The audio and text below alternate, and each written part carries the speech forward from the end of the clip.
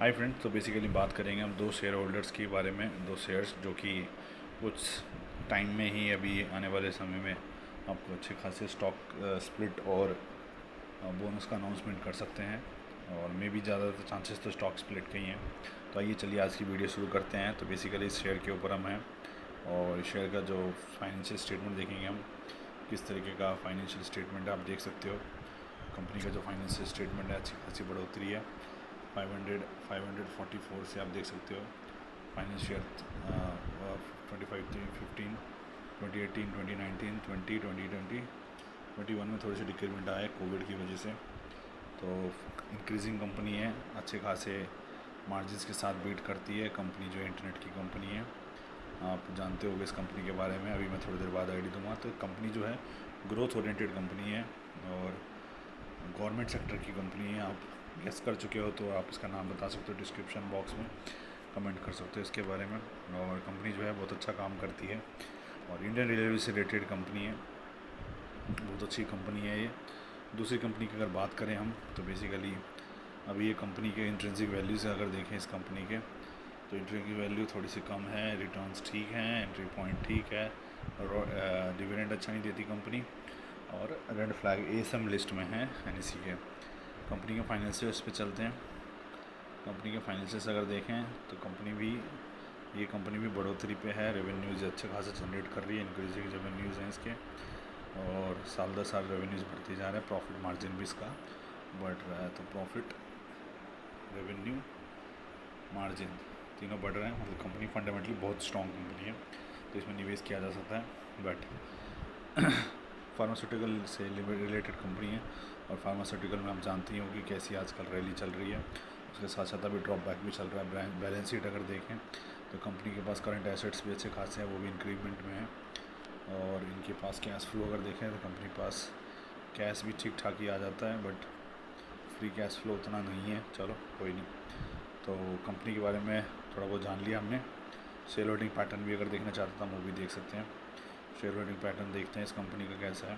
पहली वाली कंपनी का प्रोमोटर्स के पास 67% स्टेक है, रिटेल्स के पास 32% स्टेक है। म्यूचुअल फंड नहीं है, डोमेस्टिक नहीं है, फॉरेन इंस्टीट्यूशन नहीं है।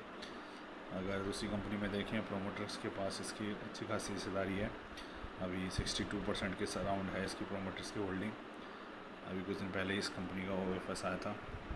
67% का प्रोमोटर होल्ड करके बैठे हैं। म्यूचुअल फंड भी है इसमें, डोमेस्टिक भी है, फॉरेन भी है। तो अभी जो इसकी फेस वैल्यू है वो 10 रुपीज़ की है। दोनों स्टॉक की जो फेस वैल्यू है, तो मुझे जहाँ तक चांस लगता है वो स्टॉक स्प्लिट ही दे सकते हैं दोनों के दोनों स्टॉक, और स्प्लिट के चांसेस ज़्यादा हैं as compared to the bonus. तो सीधा चलते हैं कंपनी के बारे में। कंपनी के नेक्स्ट देखते हैं। दोस्तों पहली कंपनी है बजाज हेल्थ केयर। ये देख सकते हो आप, ग्राफ इसका मैक्सिमम पैटर्न है।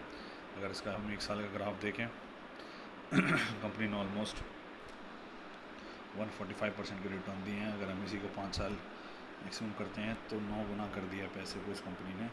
9 टाइम्स पैसे को आपको ग्रो कर दिया है। और कंपनी ने हाल ही में लिस्ट किया था, ज़्यादा दिन नहीं हुए, ऑलमोस्ट 2016-13 में को लिस्ट हुई थी। तो कंपनी के फाइनेंस बहुत अच्छे हैं। कंपनी ने अच्छा खासा मुनाफा जनरेट किया है।